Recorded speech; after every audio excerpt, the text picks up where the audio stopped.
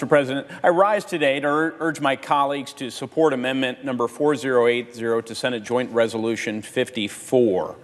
I introduced this amendment this morning, and I am proud to report that Senators Shaheen and Collins and Coons are now co-sponsoring this important bipartisan amendment. Amendment 4080 would amend Senate Joint Resolution 54 by simply defining the term hostilities to include, quote, in-flight refueling of non-United States aircraft conducting missions as part of the ongoing civil war in Yemen, unquote. In other words, this amendment would prevent the resumption of U.S. air refueling of Saudi coalition aircraft in Yemen, those very aircraft that in too many instances have been responsible for indiscriminate bombing and violations of international human rights law. That's all this amendment would accomplish. It does not define the term hostilities more broadly for the War Powers Resolution or in any other instance. Now, before discussing the amendment in more detail, allow me to zoom out for a moment and explain how I see the broader picture related to Saudi Arabia and Yemen. The civil war in Yemen, as so many know now, is an unmitigated national security and humanitarian disaster. And the longer the civil war continues, the more influential Iran and various terrorist groups will become in Yemen. Meanwhile, approximately 14 million people are on the verge of famine, and it's getting worse by the day. Famine and the indiscriminate targeting of civilians by the Saudi-led coalition will only push more Yemenis toward Iran and toward its proxies, giving terrorists increasing opportunities to threaten Americans, our partners, and our interests. So it's essential to America's national security interests, as well as our humanitarian principles, that the administration use all available leverage to end the civil war in Yemen without delay. The only way to end this civil war and make significant and durable progress on the humanitarian crisis is through an inclusive political process. Everyone agrees on this. It's positive that the parties to the conflict are talking in Sweden as part of the UN envoy-led peace process. We want that process to succeed. And I know the administration supports these talks, and I commend them for the encouragement of these talks. There are many potential pitfalls in the peace process, though, so we have to do all we can to support this effort here in Congress. Since March of 2017, I've sought to underscore the importance of the humanitarian crisis in Yemen and to provide this administration leverage that it can use to pressure the Saudis to support an urgent and good faith effort to end the civil war and to stop using food as a weapon of war. In that effort, I've used every available tool at my disposal as a member of the Senate Foreign Relations Committee. That's included, for example, a resolution that was passed by the Senate, legislation passed into law, subcommittee hearings, letters, even a hold on the nomination of our former Secretary of State's top lawyer at the Department of State. That was before the administration understood, as they do now, the importance of having a negotiated political settlement between all the parties. But as I have provided additional leverage to the administration over a period of time, we have to acknowledge that the civil war has continued, the world's worst humanitarian crisis has deteriorated further, Iran's influence has only increased, and the Saudi crown prince has unfortunately been left with the impression that he can get away with almost anything, including murder. To be clear, with or without Amendment 4080, Senate Joint Resolution 54 may never become law. Even in that case, I believe adoption of Amendment 4080 today would send an even stronger message at a critical moment to our Saudi partners that we expect them to do everything in their power to end this civil war. Now, some may argue that no additional pressure is needed. I've heard that argument. I reject that argument, and here's why. On October 30, Secretaries Pompeo and Mattis called for a ceasefire in Yemen within 30 days. Those 30 days, for those who are checking your calendar, came and went on November 29. Yet the Saudi coalition has continued airstrikes.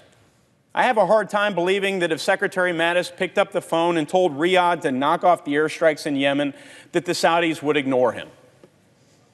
If that call hasn't occurred, there may be a problem. If it has and the Saudis have ignored that demand, then that may be a problem. Either way, we may have a really big problem on our hands.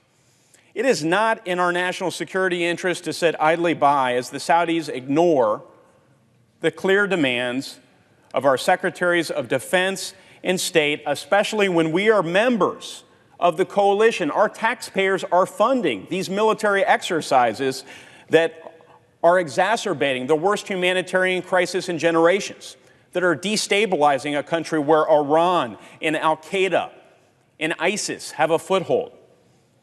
So let's support our Secretaries of State and Defense. Let's support them in their efforts. Let's give this administration yet more leverage vis-a-vis the Saudis. The number of innocent people confronting famine is growing by the day. Innocent people are being bombed. Iran and terror groups are benefiting from the status quo. The Saudis have ignored our Secretary's call for a ceasefire. So my question to my colleagues here on Capitol Hill, who are still undecided about how they might vote with respect to this amendment that I'm bringing up, is what are we going to do about it? What are you going to do about it today? Because you have an opportunity to do something about it. I'll say that today, even if this resolution does not become law, we can take an important step and send the right message to Riyadh. There's no doubt that the Houthis have engaged in absolutely abhorrent behavior in Yemen. And then it takes two sides to negotiate. But we don't have much leverage over the Houthis. We have significant leverage over the Saudis, and we must utilize it. Now consider if this Senate joint resolution under consideration does become law, then my amendment would ensure that it accomplishes its stated purpose with respect to air refueling. Now, some may continue to argue that the U.S. is not engaged in hostilities in Yemen. It's a war. Our taxpayers are providing funding. There's intelligence support and logistical support and refueling of aircraft carrying bombs. But some will argue that we are not engaged in hostilities in Yemen. In other words, this Senate joint resolution, absent my amendment, risks leaving the status quo in place in Yemen. With my amendment, the legislation would ensure that the administration cannot resume refueling of Saudi aircraft conducting missions related to this civil war. To those principled colleagues, and there are a number of principled colleagues out here on this issue who are conversant in the issue, have been studying it for a great deal of time. I have great respect for them. So I know there's at least one who are concerned about any precedents we might be creating related to the War Powers Resolution or other situations. Let me be clear. My amendment explicitly says that this definition for hostilities only applies to this resolution we're considering today and only to this case.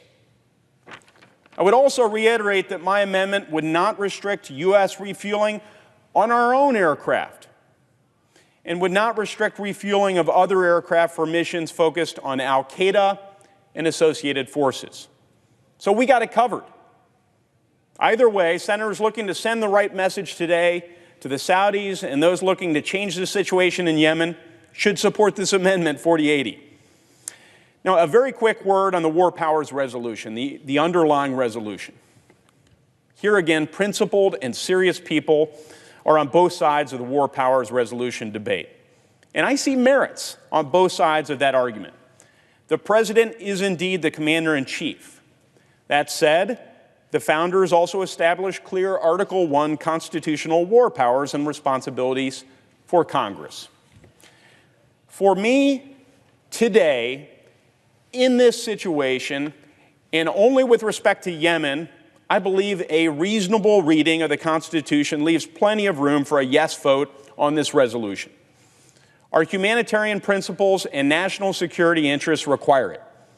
With that, I urge my colleagues again to support Amendment 4080 and to support passage of the underlying resolution and send a message to Riyadh. Thank you, Mr. President.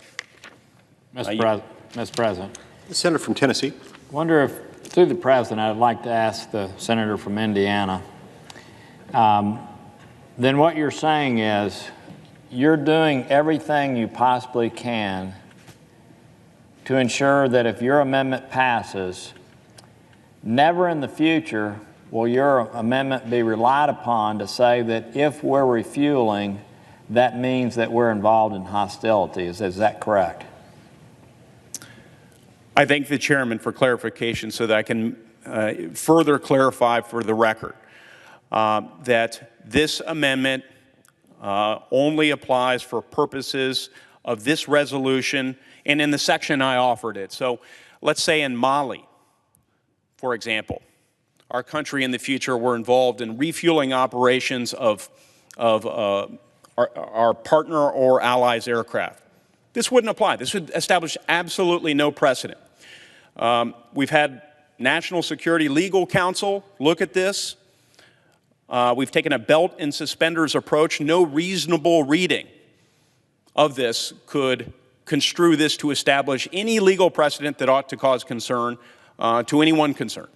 Mr. President, I would ask again to the senator, then for those of us, many in this body, including I think the senator from Indiana, that would worry that the mere refueling that may take place in Mali, where maybe we're supporting French troops, or yes, the refueling in other places, the mere refueling of another country or in another country, the mere refueling itself, you're saying, by voting for your amendment, you have no intention of ever creating the precedent that another senator could use the War Powers Act simply because of refueling taking place. Is that your intention? My intention is to only address the situation in Yemen, and that is precisely what this amendment does. Nothing more, nothing less. So back to the example of Mali and French aircraft, there would be absolutely no application of this amendment to that conflict, to the refueling of those aircraft, or to our own aircraft. That's why we've frankly taken, we've doubled up on clarifying precautionary language so no one could conceivably construe in any legal analysis that makes any level of common sense or legal sense, because the two don't always seem to be consistent. But we've had attorneys look at this, and it applies narrowly only to this context. I'm not sure. I will entertain any more questions, but I feel as though I'm restating this. It's a very important matter, so I'm glad the chairman gave me an opportunity to answer it. Mr. President, I appreciate the senator from Indiana answering those questions. We are today, as you know, establishing precedent on numbers of things. Number one, we overwhelmingly decided that if the War Powers Resolution is used in this manner, that only germane amendments can be put forth. I think that was a big step forward as it relates to this type of debate and in using the War Powers Resolution as it is being used. I did want to get the record, the Senate record, to be very, very clear that the senator from Indiana, should his amendment pass, has in no way trying to create a scenario where if we're refueling someplace, that automatically means we're involved in hostilities. What he's trying to do is address this specific issue. And since we've been able to have this in the record, and since hopefully future Senates will rely upon the record to look at what is taking place today, I want to thank the senator for his amendment and tell him that I plan to support it. I thank the chairman.